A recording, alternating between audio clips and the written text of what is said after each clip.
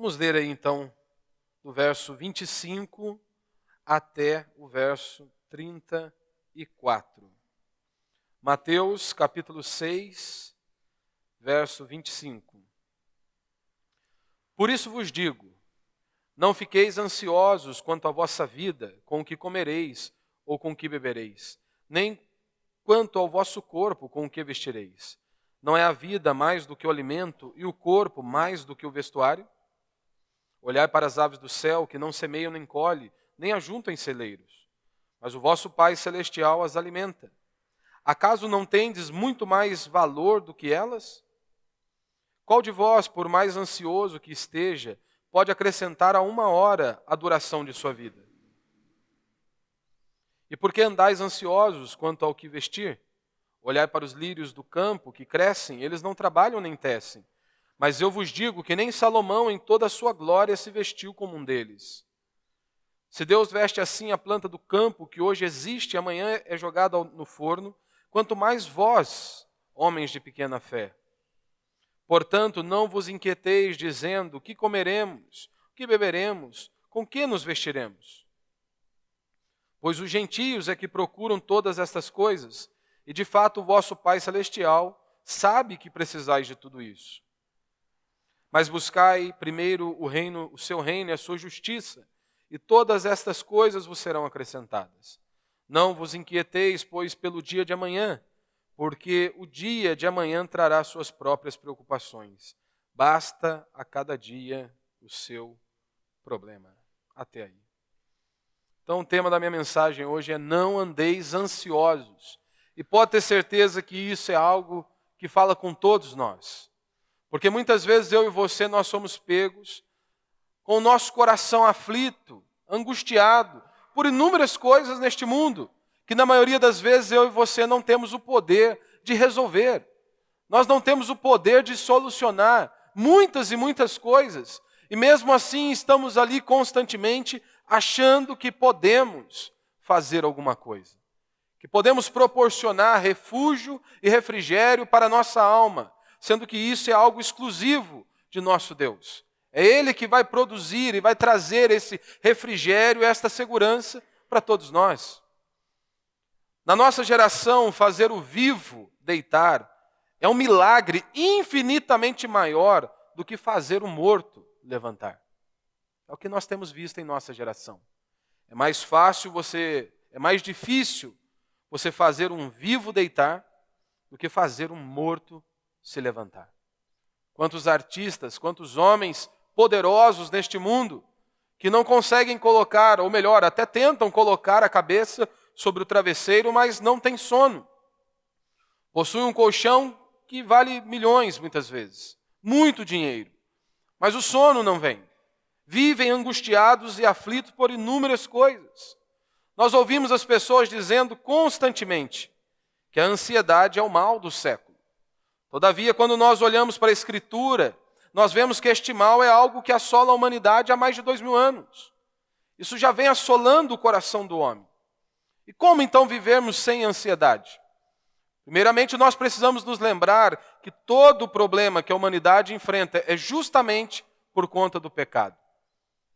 Tribulação e angústia virão sobre toda a alma que comete pecado, diz o apóstolo Paulo em Romanos 2, capítulo 2, verso 9. Então o meu coração e o seu coração, ele foi feito para se satisfazer em Deus, e se alegrar em Deus. E muitas vezes não é isso que eu e você buscamos dia após dia. Por isso nosso coração vive ansioso, agitado por muitas coisas. Porque quando nós olhamos, pegamos o nosso coração nesta constante ansiedade, preocupação com o nosso destino, preocupação com hoje, preocupação com amanhã. Coisas que nós não conseguimos resolver. O tempo vai se passando, o dia vai passando e o nosso coração vai sendo afligido mais e mais. Portanto, quando nós olhamos para a Escritura, de Gênesis a Apocalipse, nós vemos esse tema sendo tratado, a ansiedade, esta angústia e esta aflição no coração do homem. Todavia, sempre que a Escritura vai tratar deste assunto, quando ela está tratando acerca dos filhos de Deus, daqueles que pertencem a Deus, daqueles que têm o Espírito Santo de Deus, habitando dentro deles, a Escritura é enfática. Ela diz que nós não precisamos viver ansiosos neste mundo. Que eu e você, se realmente somos filhos do Senhor, se o Espírito de Deus habita dentro de nós, nós não precisamos andar aflitos neste mundo. E a explicação ela é simples, ela é objetiva. Ela aponta para a existência de nosso Deus. Ela aponta para Deus como o Criador de todas as coisas. Que Ele nos criou, e sempre a Escritura, ela parte do maior para o menor, assim como Jesus está expondo aqui. Tanto que Ele diz, o corpo não vale mais do que a vestimenta? Por que vocês estão preocupados? Se eu dei o corpo de vocês, se eu fiz vocês do nada, do pó, vocês acham mesmo que eu não posso suprir as vossas necessidades? Então, quando se trata de nós, filhos de Deus, a Escritura é categórica. Você não precisa andar ansioso. Você não precisa andar aflito. É mais ou menos aquela pessoa que ela está dividida. A ansiedade é isso. É aquela pessoa que está dividida dentro de si. A sua mente e o seu coração não se encaixam. Aquela angústia, aquela turbulência ali. E isso vai afetar inúmeras áreas da nossa vida. Isso afeta o seu casamento. Isso afeta você lá no seu trabalho. Isso afeta você na relação com seus amigos. A ansiedade faz isso. Mas tanto Jesus quanto o apóstolo Paulo, e inúmeras referências aqui nas Sagradas Escrituras, nós vemos que nos exortam a confiar em Deus e a depositar a nossa esperança no Senhor. Nós temos aqui nas Escrituras, nos relatos dos evangelhos, relatado ali pelos evangelistas, aquele seguinte episódio de Jesus acalmando a tempestade. E todos nós nos lembramos daquele episódio, daquele cenário. E podemos aprender inúmeras coisas diante daquele cenário. Nós vemos que Jesus ele é o único que está ali descansando. Ele está tranquilo. Todos que estavam no barco estavam aflitos e angustiados, preocupados. E Jesus está descansando? Como é possível, diante de uma turbulência da vida, ter paz? Porque nós vemos que algumas pessoas, elas podem até dormir, mas elas dormem o sono da tristeza. Muitas vezes a angústia assola o seu coração, você não quer ver ninguém. A única coisa que você quer é ficar no seu quarto trancado sozinho, esperando aquela aflição passar.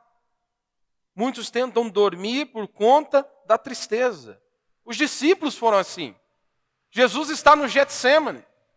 Jesus chama os seus discípulos para orar.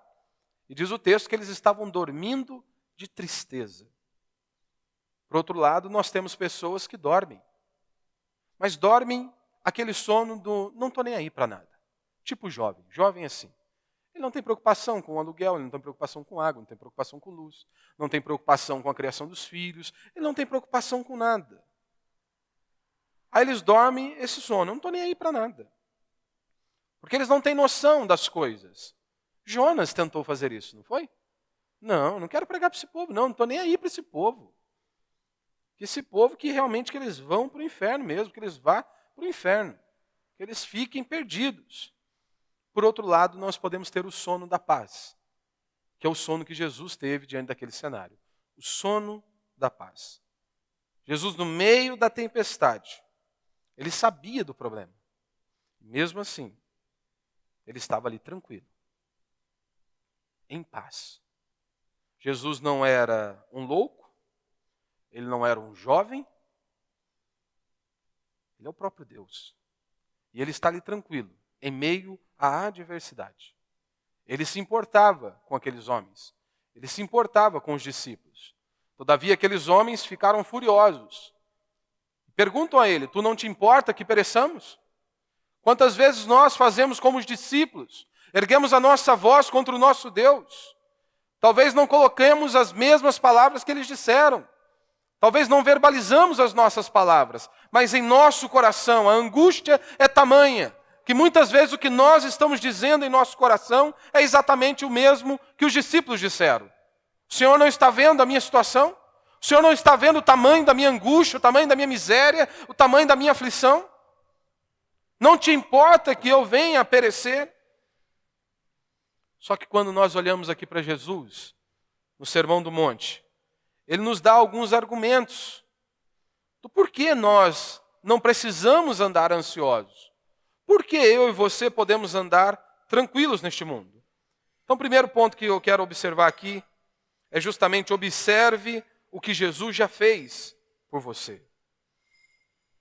Uma ilustração bem simples.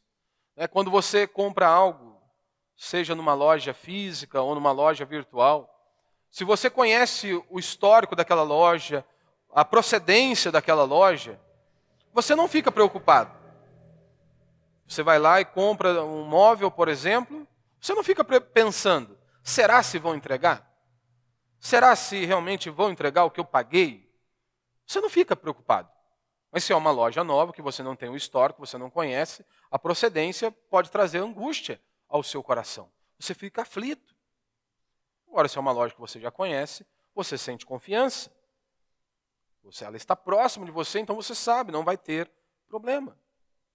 Meu irmão, Deus te deu a vida. Deus te deu a vida. Isso não é o bastante para que você tenha confiança nele? Se você está vivo até esse exato momento, isso não é motivo o suficiente para você crer em Deus? Confiar em Deus? Nós deveríamos nos perguntar. Se Ele nos deu a vida, Ele não vai nos dar o pão de cada dia? Por que vivermos aflitos e angustiados por conta disso? O que Jesus está fazendo aqui é, eu fiz o mais difícil por vocês. Por que vocês vão andar como os ímpios, preocupados com as mínimas coisas?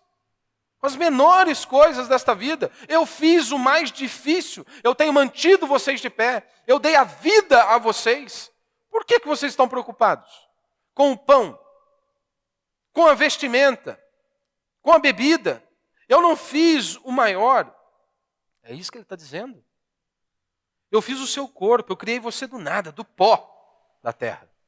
Você acha mesmo que eu não posso te dar vestimenta? Se eu criei o seu corpo, você acha que eu não posso te dar uma vestimenta? Olhe para a complexidade do corpo humano, meu irmão. Os cientistas estão aí há anos e anos tentando desvendar a complexidade do corpo humano. E Jesus está dizendo, eu fiz vocês. Por que vocês estão preocupados com coisas tão pequenas? E outra, fiquem tranquilos, eu conheço as vossas necessidades. Então, meu irmão, uma das maneiras de nós vencermos a ansiedade é justamente olhando para trás e olhando para tudo aquilo que Deus fez em nossas vidas.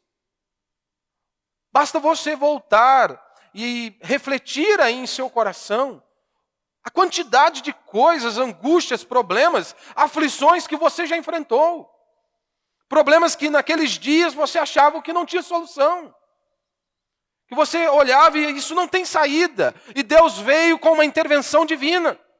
Deus veio e supriu a sua necessidade. Deus veio e trabalhou sobre a sua angústia.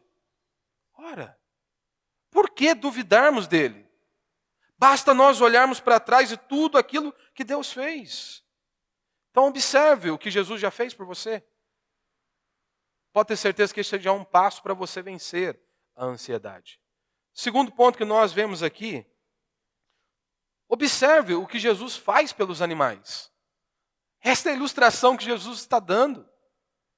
Preste atenção. Olhem para as aves do céu. Olhem para os lírios, né? Cita as plantas ali também. As aves e as plantas. O que Jesus estava dizendo ali, em outras palavras, é o seguinte: se uma coisa tão pequena como essas não fogem dos meus olhos, vocês acham mesmo que a vida de vocês passará desapercebida de mim? Jesus, ele cita os passarinhos de propósito. Se uma coisa tão pequena como essa não foge da minha vista, você acha mesmo que vocês, meus filhos, irão fugir? O que ele está dizendo, olha, as coisas mínimas da natureza não acontecem por acaso. Até a morte de um pardal não acontece por acaso. Tudo está no meu controle. Você acha mesmo que a sua vida não está no meu controle? Você acha mesmo que a sua vida está ao acaso? Porque é isso que muitas vezes eu e você dizemos com as nossas atitudes. Como se Deus tivesse nos largado a este mundo. Como se Ele não estivesse no controle da nossa existência, no controle da nossa vida. E Jesus está dizendo, olha, vocês valem muito mais do que eles. Vocês valem muito mais do que esses passarinhos. Não é isso que ele diz no verso 26? Olhai para as aves do céu, que não semeiam, nem colhem, nem ajuntam em celeiros, mas vosso Pai Celestial as alimenta. Acaso não tendes muito mais valor do que elas? Lembre-se disso. Lembre-se desta verdade. Nós somos pecadores e fracos em nós mesmos. Mas em Cristo Jesus, nós somos valorosos. Em Cristo Jesus, nós podemos todas as coisas. É em Cristo, não é em nós. Nós em nós mesmos somos fracos, frágeis, mas em Cristo nós somos fortes. E ele vai dizer aqui no verso 30, né? Se Deus veste assim a planta do campo, que hoje existe e amanhã é jogada ao forno, quanto mais a vós, homens de pequena fé. Ele estava dizendo, olha, essa planta aí, ela não é eterna, mas mesmo assim eu cuido dela. Você acha mesmo que eu não vou cuidar de você? Você acha que eu não vou cuidar da sua família, da sua existência? É claro que eu vou cuidar. Se Deus cuida dos animais, meu irmão, você acha que Ele não vai cuidar dos seus filhos? Para você vencer a ansiedade, você precisa se lembrar que você é filho de Deus.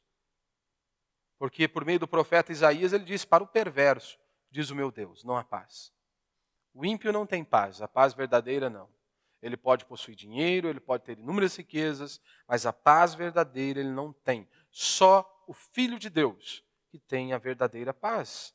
Então precisamos nos lembrar que nós somos depravados, nós temos ali a doutrina da depravação total, onde nós reafirmamos esta verdade que está nas Escrituras, que nós somos podres, que nós somos depravados, que fomos corrompidos da planta dos pés ao alto da cabeça. Esta é uma doutrina bíblica que nós reformados muitas vezes repetimos e temos que repetir. Mas nós não podemos também nos esquecer de uma doutrina bíblica chamada de amor de Deus, que é uma doutrina bíblica e verdadeira para mim e para você. Então, de um lado, nós reafirmamos que somos podres, depravados, corrompidos da planta dos pés ao alto da cabeça. Mas, por outro lado, nós nos levantamos em fé e dizemos e reafirmamos que Deus nos amou, que Deus tem cuidado de nós, que Deus enviou o seu Filho para morrer no nosso lugar. E por isso hoje nós podemos andar em novidade de vida, por isso não precisamos andar aflitos e angustiados por coisa alguma, porque se Deus deu o próprio Filho, como Paulo diz, Ele não nos dará com Ele todas as coisas? Se Ele deu o maior, o principal, que é o próprio Filho, para pagar um alto preço na cruz por mim e por você, você acha mesmo que Deus não pode suprir as suas necessidades? Você acha mesmo que Deus não vê as suas angústias? Terceiro, pense apenas no hoje. Como diz aqui o verso 34, né? Não vos inquieteis, pois, pelo dia de amanhã, porque o dia de amanhã trará suas próprias preocupações. Basta a cada dia o seu problema. Ou basta o seu dia o próprio mal.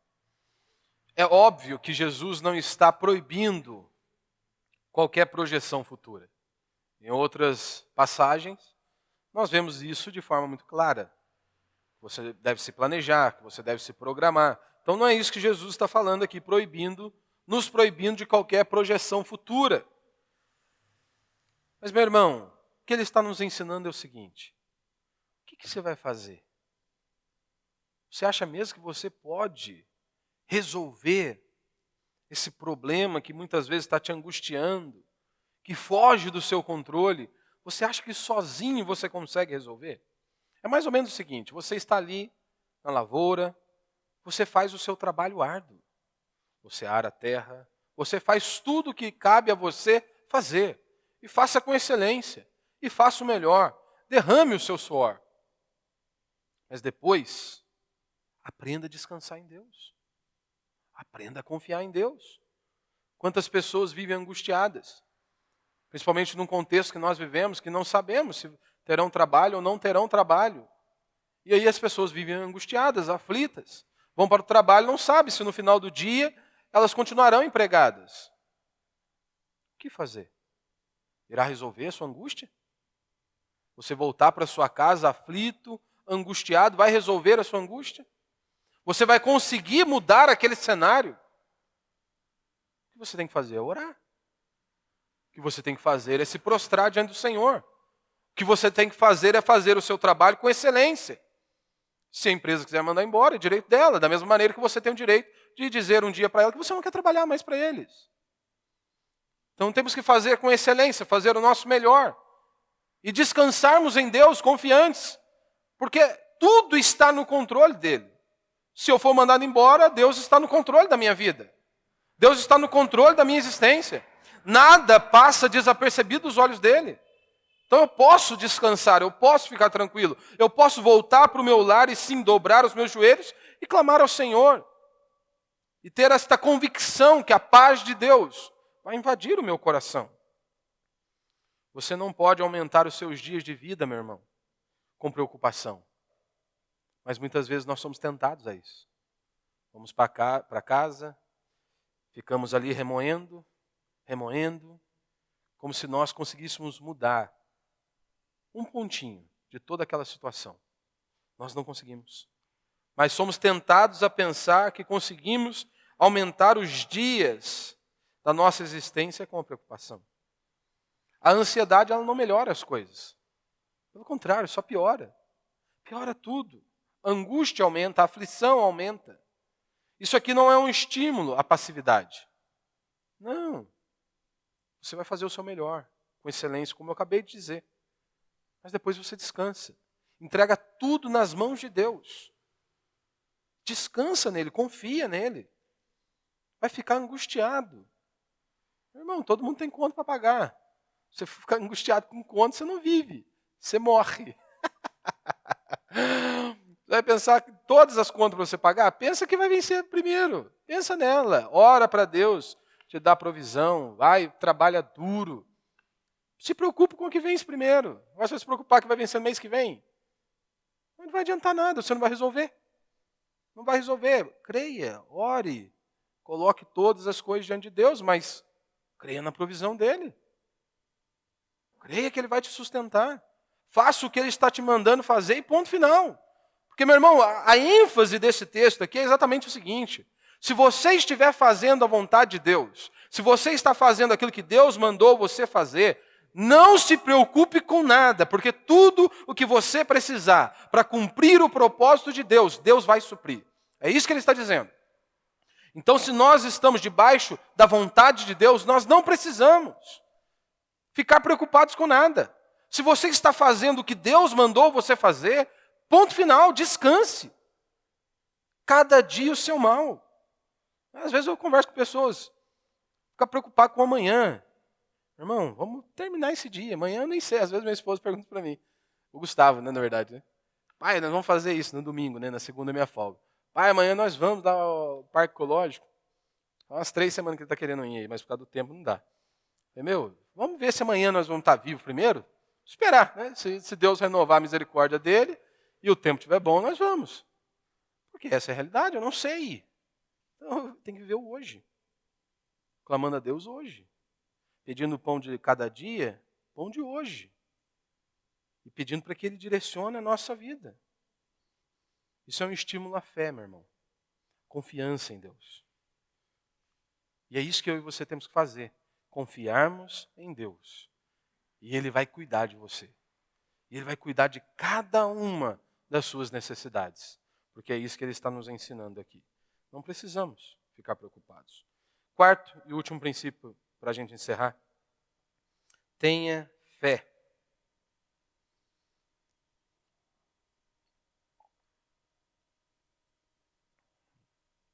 No verso 30 ele diz, né?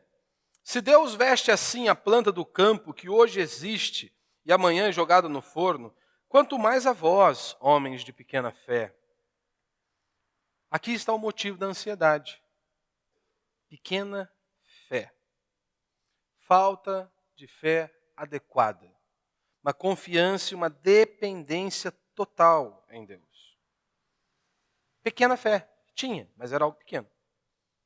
Assim, o crente pode viver angustiado e aflito por muitas coisas. preocupado com muitas coisas. Como aumentar a nossa fé? Por meio da Escritura, por meio da verdade, por meio da palavra do Senhor. E aí nós somos revigorados dia após dia, nós somos fortalecidos dia após dia. Isso não quer dizer que você não terá lutas. Isso não quer dizer que você não será tentado a viver angustiado. Você se lembra daquele episódio? Jesus chama Pedro, Pedro começa a andar sobre as águas e de repente Pedro começa a afundar. Por que ele afundou? A mesma expressão, homem de pequena fé. E o que logo o texto segue? Por que duvidaste? Por que duvidaste? Mateus 14:31 diz, né? Imediatamente Jesus estendeu a mão, segurou e disse-lhe, homem de pequena fé, por que duvidastes? Por que duvidaste? A fé bíblica é aquela que não duvida. Pequena fé é isso, é você duvidar. Eu estou lá no PG, não estou vendo nada. Hoje eu reafirmo a minha fé, que vai crescer, que Deus irá nos abençoar. Eu não posso chegar amanhã e dizer, não vai acontecer nada. Um dia eu reafirmo e coloco a minha confiança e total dependência em Deus. De repente, no outro dia, já mudou a minha esperança, já mudou a minha confiança. Não, eu tenho que continuar crendo e confiando em Deus, mesmo que o cenário seja completamente adverso. Isso nós aplicamos para um pequeno grupo, isso nós aplicamos para a nossa igreja, isso você aplica para a sua vida. Não importa qual seja o cenário, eu continuo crendo e confiando em Deus. Eu continuo crendo que Ele será o meu sustento. Eu continuo crendo que Ele será a minha provisão. Eu continuo crendo que a minha vida está nas mãos dEle. E eu não preciso temer a nada e nem ninguém. Porque se nós estivermos prostrados diante de Deus, nós não precisamos temer a nada nem ninguém. Hoje eu creio que a igreja vai avançar, amanhã não. Ora, eu tenho que crer, porque não depende de mim. A obra é dele, é ele quem acrescenta. O que nós temos que fazer é a nossa parte, ponto final. Fazer o que nos cabe e descansarmos em Deus. E isso vale para tudo nas nossas vidas. Então nós precisamos continuar firmes. Nós precisamos crescer em fé. E ter fé, meu irmão, é crer na palavra de Deus acima das circunstâncias. Isso é ter fé. É crer na palavra de Deus acima das circunstâncias. Ora, para nós tudo é impossível. A conversão de alguém, claro que é impossível. Todos nós que estamos aqui, foi um milagre nós estarmos aqui. Um milagre que um dia o Senhor operou sobre as nossas vidas. Então a conversão de alguém é um milagre. Então nós precisamos crer. Na palavra, meu irmão, há descanso. Na palavra de Deus há descanso. No vento é só tormento. É igual Pedro. Se andasse confiante na palavra de Jesus, estava tranquilo. Mas o vento trouxe tormento. Ter fé é você descansar antes do problema ser resolvido. O problema hoje dos crentes é que eles querem tudo sólido para depois eles darem o próximo passo. Esse é o nosso problema. Dizemos que confiamos em Deus, que dependemos de Deus, que Deus é o Senhor sobre tudo e sobre todos, que Ele é o poderoso, o Deus forte. Mas não damos um passo se todo o cenário estiver montado diante de nós. Imagine então Abraão. Pega a sua senhora e diz, vamos embora que Deus vai nos mostrar o caminho. Mas para onde que nós vamos, Abraão? Não sei não, Deus vai mostrar. Vamos chegar ali na esquina que talvez Deus nos dê uma direção. Se fosse conosco hoje, nós nos recusamos a querer darmos um passo e dependermos totalmente de Deus. A confiarmos plenamente no Senhor. Jesus não havia mudado a circunstância naquele barco. Mesmo assim, ele dormia. Estava tranquilo. Quando nós olhamos para o salmista, na maioria das vezes, começam angustiados e aflitos. E eles terminam os salmos não com a solução dos problemas, mas eles terminaram cheios de fé. Na maioria das vezes, eles terminam reafirmando a fé e a provisão em Deus. Né? Então, ter fé é descansar antes do problema ser resolvido. E com isso aqui não é confissão positiva. Não, não é. Como muitas igrejas têm ensinado. Isso aqui é uma confiança total em Deus. Porque nós o conhecemos. Porque nós sabemos quem Ele é. Quando nós olhamos para trás, da onde Ele nos arrancou. Então nós podemos sim descansar. E quando nós olhamos o que Ele deu por nós, é claro que Ele nos dará outras coisas. Não precisamos temer. E nós vemos isso também por meio do apóstolo Paulo, em Filipenses, capítulo 4, do verso 6 a 9. Paulo diz, né? Não andeis ansiosos por coisa alguma. Notou aqui? Jesus, aqui no Sermão do Monte, ele disse que nós não precisamos andar aflitos, com o que comer, com o que beber, com o que vestir.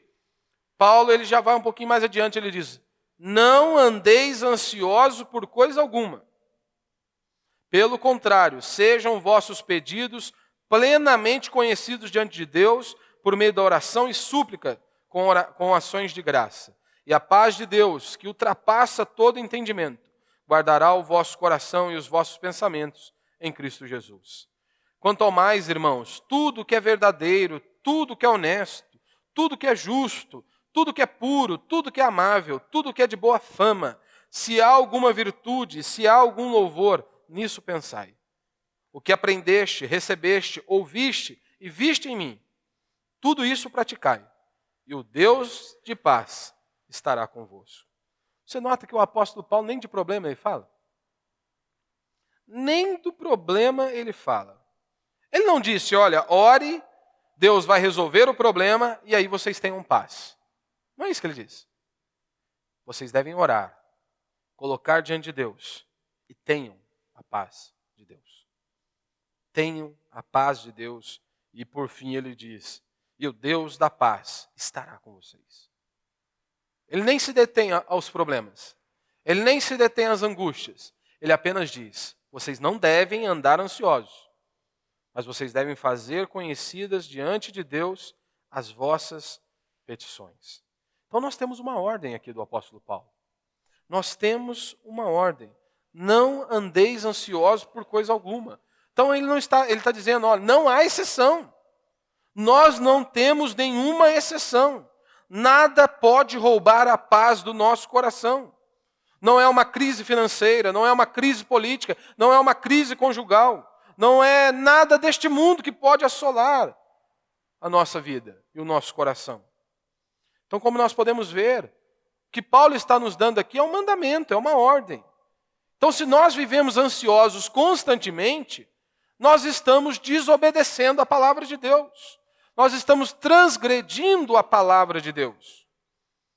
Nem toda ansiedade, meu irmão, é pecado. Há outros fatores, nós sabemos que há outros fatores. Mas nós devemos estar atentos diante do Senhor. Por que não ouvimos o conselho do apóstolo Paulo? Ouvimos tantas pessoas. Ouvimos pessoas que nem sequer professam a nossa fé. E seguimos conselhos de homens com os olhos fechados. E não nos atentamos ao que o apóstolo Paulo está dizendo, não nos atentamos ao que Cristo está dizendo, que nós não precisamos andar ansiosos por nada. Então, o que a Bíblia nos mostra é que muito dessa nossa inquietação, dessa ansiedade, esta preocupação do nosso coração, é por conta de postura errada. Nossa postura errada diante da vida e diante de Deus. Por conta disso. Muitas vezes porque você não ora.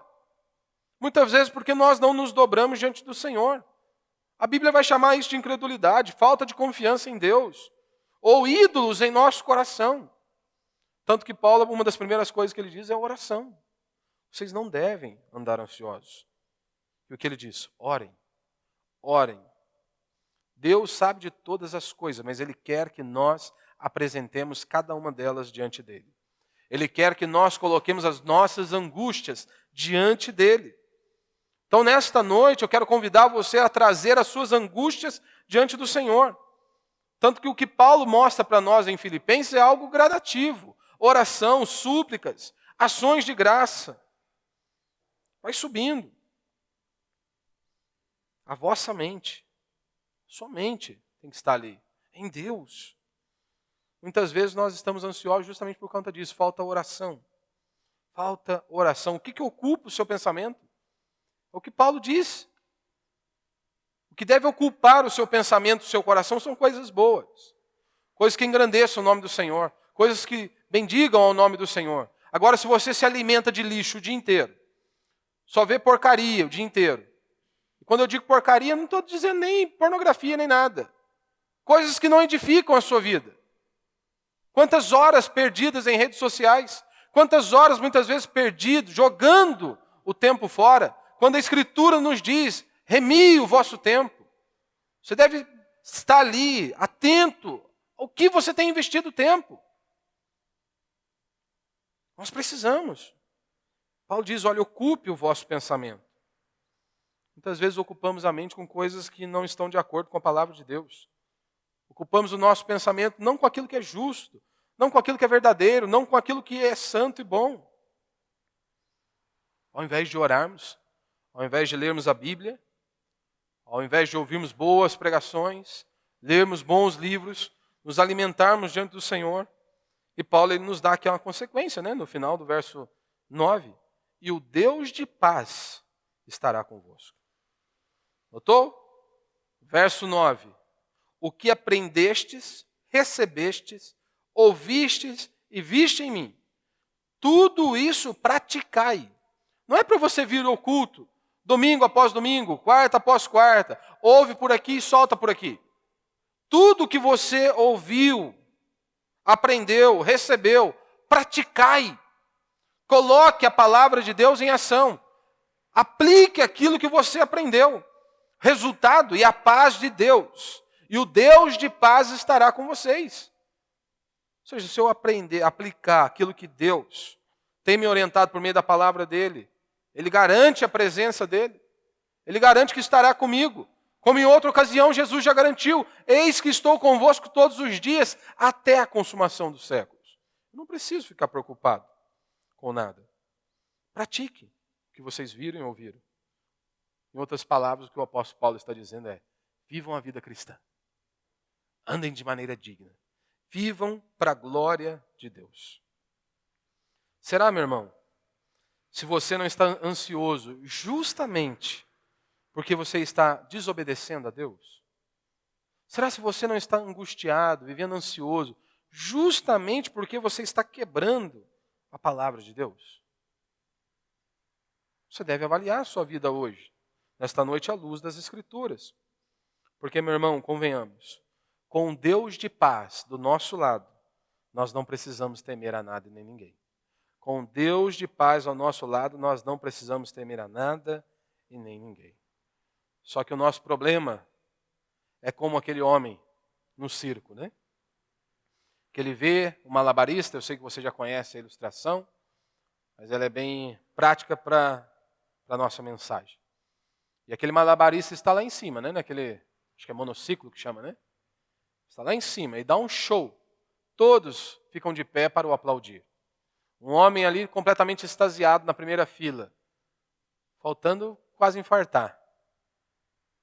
Ficou tão extasiado ao ver o quanto que aquele homem era um profissional, que então perguntaram a ele, e aí, você acha que ele é bom? Ele é o melhor. Ele é o melhor que eu já vi. E aí então ele é convidado a subir nas costas daquele homem e trilhar aquele mesmo caminho. O que ele disse? Ah, não, aí não. É exatamente isso que eu e você fazemos muitas vezes com Deus. Batemos no peito e dizemos o Deus é poderoso, Deus é grandioso. Para as pessoas nós dizemos isso. Aí quando nós passamos por angústias, aflições, tribulações, nós fazemos como este homem. Para os outros nós dizemos, Deus é poderoso. Mas quando nós estamos enfrentando, será se Ele é poderoso para nós também? Será se nós confiamos nele como deveríamos confiar? Como diz o salmista, né? Entrega o teu caminho ao Senhor, confia nele e Ele tudo fará.